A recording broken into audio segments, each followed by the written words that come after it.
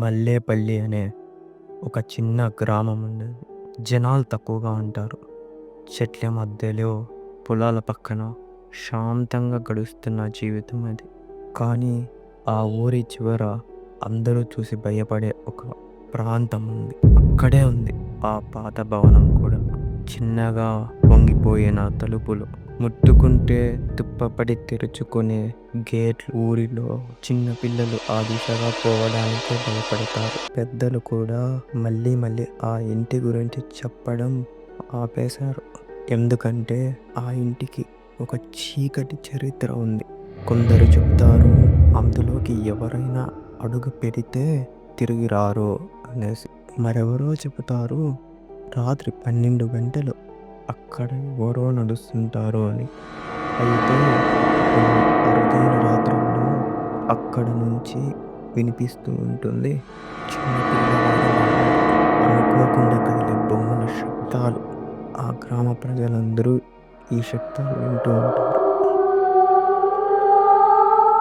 ఎవ్వరూ తేల్చలేని కథలు నడుస్తాయి. కానీ ఎప్పటికీ మర్చిపోలేని అనుభూతులు. ఆ ఇల్లు ఇప్పుడు ఖాళీగానే ఉంది. కానీ ఎవ్వరూ దాని దగ్గరకు వెళ్ళడానికి ధైర్యం చేయరు. ఆ ఇంటిని ఊరిలో వాళ్ళంతా ఒకే పేరుతో పిలుస్తారు, శాపం పట్టిన ఇల్లు అనేసి. ఒక ఆమె పేరు సునీత. హైదరాబాద్లో పుట్టి పెరిగిన ఒక తెలివైన అమ్మాయి. చిన్ననాటి నుంచి పాత ఇల్లు, పాత పుస్తకాలు, వాటి వెనుక ఉన్న కథలు అంటే ఆమెకి చాలా ఇష్టం. డాక్యుమెంటరీలు, కథలు వినడం, ఇవన్నీ కూడా చాలా ఇంట్రెస్ట్. ఆమె కళ మన దేశంలో జరిగే పాత పాత విన్యాసాలు అందరికీ చూపాలి అని. సునీత ఇప్పుడు ఆర్కియాలజీలో మాస్టర్ చేసుకుంది. కళాశాలలో ఆమె చేసే ప్రాజెక్ట్స్ పాతకాలపు విలేజ్ స్ట్రక్చర్లు, వాటి చరిత్రలపై ఆధారపడి ఉంటుంది.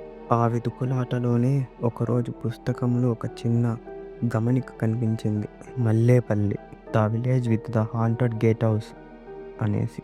చిన్న మాటే కానీ ఆ ఒక్క పదం హాంటెడ్ ఆమె మనసులో ఎక్కడ లేని ఎగ్జైట్మెంట్ తీసుకొని వచ్చింది. ఒకసారి గూగుల్ చేస్తే ఏం రావటం లేదు, ఎవ్వరూ చెప్పలేదు.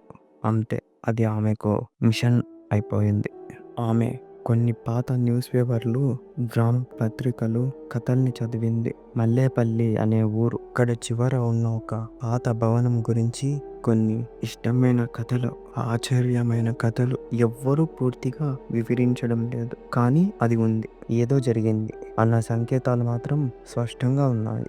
ఇప్పుడు ఆ ఊరు తను చదివిన పుస్తకాల మధ్యలోని వరుసలో లేని నిజం చెప్పే అవకాశం ఉంది.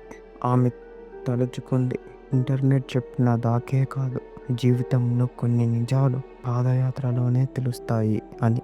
అంతే, ఒకరోజు చిన్న బ్యాగ్ పట్టుకొని సునీత మల్లేపల్లికి బయలుదేరింది. నెమ్మదిగా మారే దారులు, హైవే నుంచి అడవి వైపు, అక్కడ నుంచి మట్టి రోడ్డు, పొలాలు, పల్లెలు. ఆమె ఒక్కతే రాత్రికి ఊరికి చేరింది. తలుపులు మూసుకొని నిద్రపోయే మల్లేపల్లి ఊరిలో ఒక యువతి మాత్రం తన శ్వాసలో ఉంది. తను ప్రశ్నలతో కొత్త చరిత్రను ప్రజెంట్ చేసేందుకు వచ్చింది. ఆమె ఎవ్వరికీ భయపడలేదు. కానీ ఆమెకి తెలియదు, తాను అడుగు పెట్టబోయే ప్రపంచం పేజీల మధ్య దాగిపోయినది కాదు, చీకటి మధ్య జీవిస్తున్నది. సునీత ఊరి చివరికి వచ్చింది. అక్కడి దారి చిన్నగా గడ్డి ముక్కలతో పక్కపక్కన చెట్లు ఉన్నాయి. ఆ చెట్ల మధ్య పొదాల వెనుకాల పట్టాపంచాలైన పాత ఇల్లు కనిపిస్తుంది. ఇంటిని చూస్తానే ఆమె ఊపిరి బిగపెట్టుకుంది. పగలే అయినా ఆ ఇంటి చుట్టూ ఒక చీకటి ముసుగులా ఉంది. తలుపు పట్టింది. చెక్క తలుపు గాలితో కొట్టుకుంటూ కిచ్ కిచ్ అని శబ్దం చేస్తుంది. గోడలపై పెయింటింగ్ కూడా చీలింది. ఒకప్పుడు గొప్పవారింటిలా కనిపించే ఆ ఇల్లు ఇప్పుడు కాస్త జాగ్రత్తగా, ఇప్పుడు కాస్త చూసినా కూలిపోతుందేమో అనేలా ఉంది. సునీత టార్చ్ లైట్ ఆన్ చేసి దగ్గరకు వచ్చింది. తలుపు తట్టింది. తలుపు నెమ్మదిగా తెరుచుకుంది. ఆమె అడుగు లోపల పెట్టింది. సునీత ఆ రోజు బాగా అలసిపోయింది. ఇంటి లోపల ఓ గది బాగా శుభ్రం చేసి పడుకుంటుంది. చుట్టూ శాంతంగా ఉంది. చెట్లు బాగా శబ్దం చేస్తున్నాయి. ఎక్కడో దూరం నుంచి కుక్కలు అరుస్తున్నాయి. గడియారంలో 12 గంటలు అయ్యాయి. అది సగం నిద్రలోకి వెళ్లే సమయం. టార్చ్ లైట్ ఆపేసి సునీత నిద్రపోవడానికి ప్రయత్నిస్తోంది. గది మొత్తం చీకటితో నిండి ఉంది. తలుపులు మూసి ఉంటాయి. వెలుగుకి ఎటూ దారి లేదు. అయితే అలా నిద్రలోకి జారుకున్నప్పుడు ఒక్కసారిగా ఒక చిన్న శబ్దం వినిపించింది. సునీత సునీత ఒకసారి కళ్ళు తెరిచి వినింది. ఏమైందో అర్థం కాలేదు. శబ్దం బయట నుంచి వచ్చిందేమో అనుకుంది. కానీ ఆ శబ్దం బయట నుంచి వచ్చిన దానిలా లేదు. ఏదో లోపల కదిలినట్టుగా ఉంది. ఆమె నెమ్మదిగా కళ్ళు తెరిచి టార్చ్ లైట్ ఆన్ చేసింది. గదిలోకి ఫ్లాష్ వేసిన క్షణంలో అందులో బుల్లెట్ బైక్ మీద కూర్చున్న బొమ్మ ముందు కదిలినట్టు అనిపించింది. సునీత ముందట నమ్మలేదు. తల తిప్పి మళ్ళీ చూసింది. ఆ బొమ్మ ముందకు కాసేపు కదిలి ఆగిపోయింది. ఆమె గుండె చాలా వేగంగా కొట్టుకుంది. కంటికి స్పష్టంగా కనిపించింది. బొమ్మ ఇప్పుడు ముందున్నది. చాలా చాలా స్పష్టంగా ఒక చిన్న పిల్లాడి స్వరం వినిపించింది. నన్ను ఎందుకు తింటున్నావు అని. సునీత ఒక్కసారిగా ఉలిక్కి పడింది. శరీరం మొత్తం చెమటలతో నిండిపోయింది. ఆమె చుట్టూ చూసింది. ఎవ్వరూ లేరు. గదిలో ఉంది తాను మాత్రమే. కానీ మాట కదలలేని స్థాయిలో ఆమె వెంటనే టార్చ్ తీసుకొని బయటికి పరిగెత్తింది. తలుపు తెరిచి ఇంటి బయటకు వచ్చేస్తుంది. చీకట్లో ఓ చల్లని గాలి వీస్తోంది. కానీ ఆ గాలి వేగం కంటే ఆమె గుండె వేగంగా కొట్టుకుంటుంది. ఇది ఊహ కాదేమో అన్న ఆలోచన ఆమె మనసును చీల్చేస్తోంది. భయపడుతూనే ఆ రాత్రి ఎలాగో అలా ముగిసిపోయింది.